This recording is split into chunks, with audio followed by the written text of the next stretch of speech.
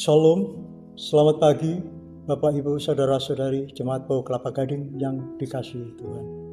Dan pagi hari ini kita ambil dari Matius pasal 5 ayat 9. Berbahagialah orang yang membawa damai karena mereka akan disebut anak-anak Allah.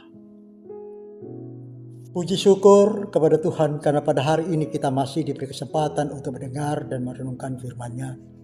Tema dipanggil untuk berdamai. Hari-hari ini kita hidup di tengah dunia yang tidak sedang baik-baik saja. Kita melihat konflik dan peperangan terjadi di berbagai tempat. Bukan hanya konflik antar negara. Seringkali pertengkaran, permusuhan, bahkan perpecahan juga terjadi di tengah-tengah keluarga kita. Di masyarakat, bahkan di antara saudara sendiri. Dalam kondisi seperti ini kita semakin menyadari bahwa damai adalah kebutuhan yang sangat mendasar bagi manusia. Damai adalah jalan yang membawa manusia keluar dari konflik, dan damai pula yang membawa manusia kepada kebahagiaan sejati. Melalui bacaan kitab hari ini, di dalam Matius pasal 5 ayat 9, firman ini mengingatkan kita bahwa sebagai orang percaya kita dipanggil untuk menjadi pembawa damai.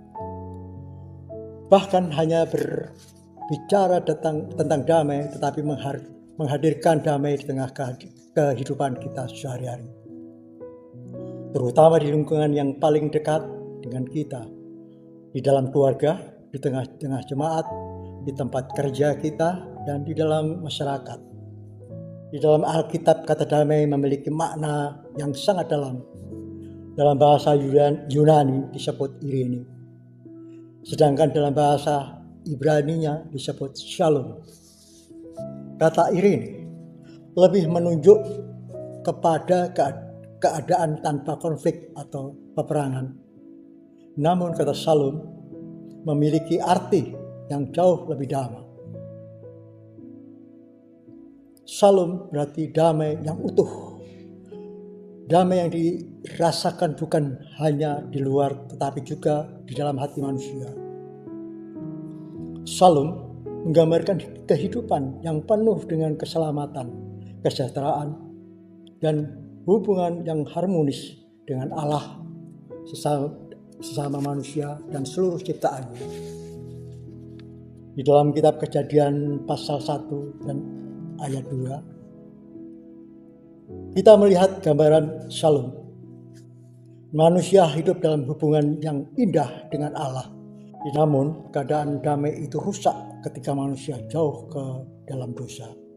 Sejak itu hubungan manusia dengan Allah menjadi rusak. Bahkan hubungan manusia dengan alam ciptaan ikut terganggu. Tetapi puji Tuhan, Allah tidak membiarkan manusia hidup berpisah darinya. Melalui Tuhan Yesus Kristus, Allah mendamaikan kembali manusia dengan dirinya. Seperti yang tertulis dalam 2 Korintus 5 ayat yang 18, bahwa Allah melalui Kristus telah memperdamaikan dunia dengan dirinya. Karena itu, Yesus adalah sumber damai yang sejati. Melalui pengorbanannya di kayu salib, hubungan manusia dengan Allah dipulihkan kembali. Bapak Ibu sekalian yang dikasihi Tuhan, jika kita telah menerima damai dari Tuhan, maka kita juga dipanggil untuk menjadi pembawa damai bagi orang lain. Sebagai orang yang membawa damai, mereka adalah orang-orang yang dengan sungguh-sungguh mencari kebaikan. Menjadi pembawa damai artinya kita mau mengampuni, mau meredakan hati, mau membangun hubungan yang rusak, dan menghadirkan kasih di tengah pertentangan. Tentu hal ini tidak selalu mudah untuk bagi kita. Kadang-kadang kita harus menahan ego kita. Kadang-kadang kita harus mengalah. Kadang-kadang kita harus mengampuni orang yang menyakiti hati kita. Namun ketika kita melakukan itu, kita sedang menunjukkan bahwa kita adalah anak-anak Allah. Mengapa? Karena Allah sendiri adalah sumber damai. Kita diingatkan kembali bahwa Yesus datang bukan hanya untuk mengajarkan damai, tetapi Ia sendiri adalah damai itu. Melalui salibnya, Ia mendamaikan manusia dengan Allah. Karena itu mari kita bertanya kepada diri kita sendiri. Apakah kita dalam kehadiran kita membawa damai bagi orang lain? Ataukah justru menambah pertengkaran dan perpecahan? Oleh karena itu, kita ambil maknanya, kiranya Tuhan menolong kita semua untuk menjadi pembawa damai dimanapun kita berada. Sehingga melalui hidup kita, orang lain dapat merasakan kasih dan damai sejahtera bagi Tuhan. Amin. Kami berdoa. Tuhan Allah Bapa kami yang penuh kasih, kami bersyukur atas firman-Mu yang telah kami dengar pada saat ini.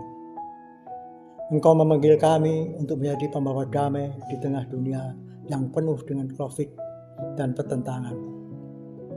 Ampunilah kami ya Tuhan, jika dalam kehidupan kami masih sering menyimpan kemarahan, kepahitan, dan permusuhan terhadap sesama kami. Tolonglah kami dengan kuasa Roh Kudus-Mu, agar kami memilih hati lembut, memiliki hati yang mau mengampuni, memiliki hati yang rindu menghadirkan damai. Jadikanlah kami alat-Mu untuk membawa damai di dalam keluarga kami, di tengah jemaat, di tempat kerja kami, dan di dalam masyarakat. Biarlah damai Kristus tinggal di dalam hati kami dan memancarkan melalui kehidupan kami, dalam kehidupan kami. Terima kasih Tuhan. Inilah doa kami yang kami haturkan di dalam nama Tuhan Yesus Kristus. Kami berdoa dan mengucap syukur. Amin.